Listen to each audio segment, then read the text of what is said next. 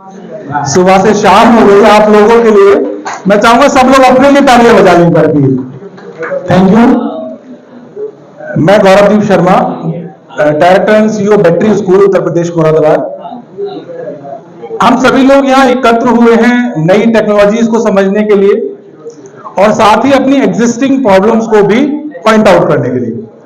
बहुत सारे सॉल्यूशंस यहाँ हमने डिस्कस भी कर लिए, बहुत सारी नई टेक्नोलॉजीज भी डिस्कस कर ली। पर अमूमन होता क्या है कि जो जनरली सारी इंडस्ट्रीज में मैं समझता हूं होता होगा, हमारे पास एक प्रॉब्लम आती होगी और उसको हम 10 लोगों से मिनिमम डिस्कस करते होंगे सोल्यूशन के लिए, और यकीनन वो 10 लोग 7 सोल्यूशन भी हमें देते होंगे और उन 7 में से 5 अप्रोप्रिएट आंसर हमें लगते होंगे कि हम इसको इंप्लीमेंट करें तो हमारी प्रॉब्लम शॉर्ट आउट हो जाएगी। Is it? एग्री करते हैं मेरी बात से आप लोग? अब उन 5 प्रॉब्लम को, 5 सॉल्यूशंस को जब मैं अपनी एक प्रॉब्लम पे डालता हूं तो एग्जैक्टली इसका उल्टा हो जाता है। सॉल्यूशन की बजाय मैं और गहराई से चीजों को खराब कर लेता हूं।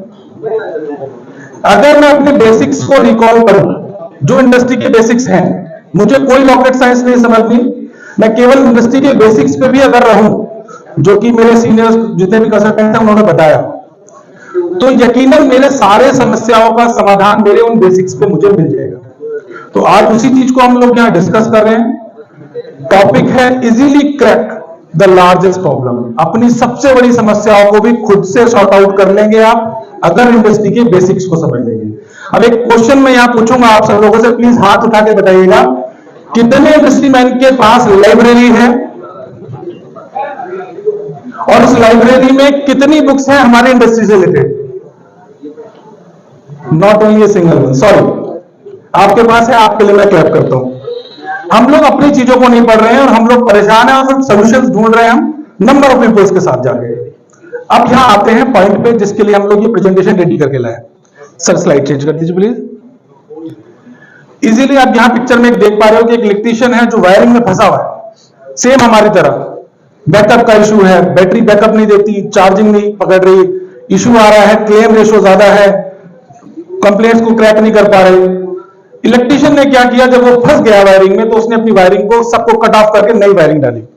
प्लीज, उसने प्रॉब्लम सॉर्ट आउट कर दी, खत्म। नई स्लाइड, नई वायरिंग, इंडस्ट्री बिल्कुल नए मोड में आ गई। सेम हमारे साथ होता है जब हम कभी लैपटॉप पे हैंग कर, जो हमारा लैपटॉप हैंग करने लगता है, बहुत ज्यादा परेशान हो जाते हैं, कमांड नहीं लेता।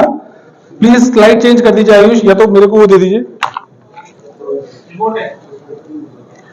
तब हम लैपटॉप के साथ भी कुछ ऐसे करते हैं कि हम रीस्टार्ट कर लेते हैं अपने लैपटॉप को और वापस से अपने रिकॉन्फिगर मोड में चले जाते हैं। अभी करना केवल इतना ही है आपको, अगर इस फॉर्मूला को इंप्लीमेंट करते हैं तो किसी भी रॉकेट साइंस की आपको आवश्यकता नहीं है, ये मेरा विश्वास है और मैंने अपनी इंडस्ट्री में ये इंप्लीमेंट करके देखा है।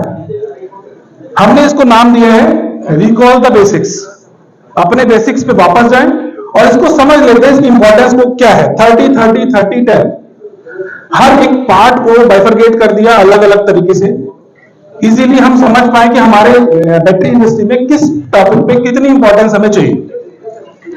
फर्स्ट 30 यहां पे हमने डाला प्लेट मेकिंग पे। हम लोग सबसे पहला रॉ प्रोडक्ट, हमारे पास बैटरी की प्लेट आती है, उस पे हम काम करते हैं, बैटरी बनाते हैं, प्लेट बनाते हैं। उसके लिए क्या हमें करना चाहिए, जो बेसिक्स कहते हैं, जो कहते हैं ना कि धार्मिक ग्रंथ कहते हैं, ऐसे ही हमारा धार्मिक ग्रंथ क्या कहता है बैटरी इंडस्ट्री का, वो क्या है, एसओपी के बेस पे हम काम करेंगे। अब वो एसओपी हम 100 लोगों से डिस्कस करते हैं, डजंट मैटर। मेरे 100 कंसल्टेंट हो सकते हैं, डजंट मैटर। 100 मेरे वैल्यूएशंस हो सकते हैं, डजंट मैटर। पर मेरी एसओपी एक होगी जो कि मेरे द्वारा फाइनलाइज होगी, मेरी फैक्ट्री प्रेमिसेस में मेरे द्वारा जो इंस्ट्रक्शन जाएंगे वो काम होगा, ना कि कोई व्यक्ति आ रहा है, कोई फोरमैन आ रहा है, कोई नया कंसल्टेंट आ रहा है, कोई नई राय दी जा रही है, वो सारी इंप्लीमेंट नहीं होगी। ये है बेसिक एसओपी। हम 100 लोगों से डिस्कस करके एक बनाएंगे, उस एसओपी के अकॉर्डिंग जो भी बनाएंगे उसको हम टेस्ट एंड डायग्नोस करेंगे। जरूरत ही नहीं किसी और चीज की, जो बना वो सामने आ गया, टेस्ट किया, डायग्नोस किया और लिख लिया। And that is a complete process of R&D, research and development. कोई रॉकेट साइंस नहीं लगाया, मैंने खुद से अपनी R&D अपने आप कर लिया। और जब ये रिकॉर्डेड है तो आज भी रिकॉर्डेड है और 1 साल बाद या 10 साल बाद भी रिकॉर्डेड है और मेरे को वो हेल्प कर रहा है मेरे ग्रोथ में। तो अगर मैं इतना भर प्लेट पे कर रहा हूं तो फॉल्ट तो सारे यहां पे रिजॉल्व हो गए प्लेट के एंड पे। आते हैं आगे। अब अगला 30% जो हमने बात किया तो असेंबलिंग प्रोसेस पे किया, जहां असेंबली लाइन की बात हो रही है। असेंबली लाइन जब हमने बनाई, ऑब्वियस सी बात है, हम लोग बड़ी इंडस्ट्री लगा रहे हैं या छोटी लगा रहे हैं, कोशिश करते हैं अच्छे से अच्छा लगाए। यहां सबसे पहले हमने क्या किया कि जो भी बनाया वही वापस प्लेट वाला फॉर्मूला यहां पे भी लगाएंगे, रैंडम टेस्टिंग करेंगे, कॉपी पेस्ट पैटर्न से बचेंगे। मैंने अभी लगभग 100+ इंडस्ट्रीज को विजिट किया, ओनर्स बैठे हुए हैं, जो क्वालिटी का पर्सन है वो एक फॉर्म लेके आता है, वो कहता है मैं लॉग बुक मेंटेन करता हूं। उस लॉग बुक पे एक छोटा सा एग्जांपल मैं यहां शेयर करूंगा। क्या पेस्ट डेंसिटी एक दिन में बनने वाले 12 पेस्ट की 4.45 हो सकती है? कॉमन नहीं हो सकती, आप भी जानते हो। और ये कॉपी पेस्ट पैटर्न जब रिपोर्ट फाइल होती है तब होता है। तो यानी कि अगर आप एक अच्छे जागरूक व्यापारी हो, मैन्युफैक्चरर हो, तो आप पकड़ लोगे ना उसको, अगर वो कॉपी पेस्ट कर रहा है तो। और 90% इंडस्ट्री में मुझे ये पाया कि वो कॉपी पेस्ट होता है, क्योंकि ओनर की कोई रिस्पॉन्सिबिलिटी नहीं है कि वो बार बार जाके पेस्ट की डेंसिटी टेस्ट करे, ये क्वालिटी के पर्सन का काम है, पर ये कॉपी पेस्ट होता है। तो रैंडम टेस्टिंग से मेरा मतलब है, चाहे वो क्वालिटी का पर्सन करे, चाहे वो ओनर करे, या हमारे कंसल्टेंट्स करें, या कोई अलग एजेंसी करे, रैंडम टेस्टिंग हो। हमारी जितनी भी बैटरी असेंबली लाइन है वो पूरी प्रॉपरली लाइनअप दो, कोई भी प्रोडक्ट, कोई भी प्रोसेस हम बाईपास ना करें। ये बेसिक्स है। आपको लगता नहीं रहता कोई हम नई बात कर रहे हैं, ये सब लोग जानते हैं, और बड़े धुरंधर व्यापारी यहाँ बैठे हुए हैं, बिजनेसमैन बैठे हुए हैं, वो सब लोग जानते हैं, इसलिए तो ये केवल प्रोसेस है। इस प्रोसेस को अगर मैं फॉलो करता हूं तो मेरी सेकंड लाइन में जो 30% अगला था वो भी कवर हो गया। अगला 30% आ गया मेरा ब्लड, यानी कि मेरी बैटरी का ब्लड। प्लेट बहुत अच्छी बन गई, असेंबली लाइन से असेंबली बहुत अच्छी हो गई, बैटरी बहुत अच्छे से बना ली। जब एसिड डालने का नंबर आया तो मैंने टेस्टिंग डायग्नोसिस नहीं किए, जिसकी वजह से मेरा ब्लड, यानी कि मेरी बैटरी का ब्लड है, मेरा एसिड इलेक्ट्रोलाइट, वो करप्ट चला गया। अब यहां क्या क्या हो सकता है? डीएन मोटर के थ्रू वो गलत जा सकता है, एसिड के थ्रू वो गलत जा सकता है, आफ्टर एसिड जो चार्जिंग हुई है रैक्स के थ्रू वो आयरन ले सकता है, बहुत सारी चीजें यहां हो सकती है। मुझे वो सारी चीज प्रिक्योर करनी। तरीका क्या है? डीएन मोटर की मैं टेस्टिंग कर रहा हूं, सिंपल, एसिड का आयरन टेस्ट कर रहा हूं, बिफोर चार्जिंग एसिड का आयरन और आफ्टर चार्जिंग एसिड का आयरन। एचआरडी टेस्टिंग से मेरी फाइनल जब चार्जिंग हो गई, बैटरी निकली, तो मैंने एचआरडी पे टेस्ट कर लिया। और टेम्परेचर पैरामीटर पे स्पेशल मैंने यहां पे ध्यान दिया, कहीं पे भी टेम्परेचर को ऊपर नीचे नहीं होने दिया। इतना भर हुआ तो अगला 30% भी मेरा रिकॉर्ड हो गया।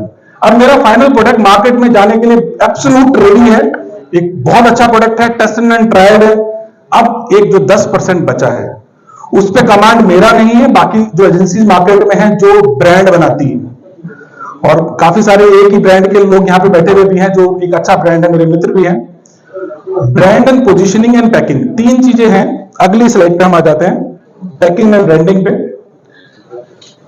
पैकिंग पे हमें स्पेशल ध्यान देना है। ब्रांड वैल्यू हमारी उस प्रोडक्ट से ही बनेगी जो मैंने डिलीवर किया। अच्छा बनाया वो नहीं देखा कस्टमर ने भी, अच्छा दिखा वो कस्टमर ने नहीं देखा, यानी कि वो फॉर्मूला जो है कि जो अच्छा दिखता है वो अच्छा बिकता है, उस पर मेरे को काम करना पड़ेगा। और पोजीशनिंग जो है मेरी, packing, positioning and brand value, वो मुझे अगले 10% में संबोधनी है, सुलझानी है और उसको अच्छे से आगे डिलीवर करना है।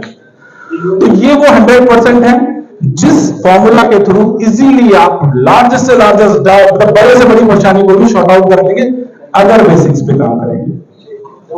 कितने लोग मेरी इस बात से इत्तेफाक रखते हैं? और मैं ये तो जानता हूं कि जानते सब कुछ है, पर उसको इंप्लीमेंट करने के लिए हम लोग शायद तैयार नहीं। तो ये सब कुछ है, क्योंकि टाइम की लिमिटेशन यहां पर मेरे को दी गई पहले से, तो मुझे पता था कि ये टाइम स्लॉट यहां आगे कम हो जाएगा, इसलिए मैं स्लाइड्स भी कम लेके आया हूं। Thank you power on, thank you फिजबा, ये स्टेज मेरे को देने के लिए।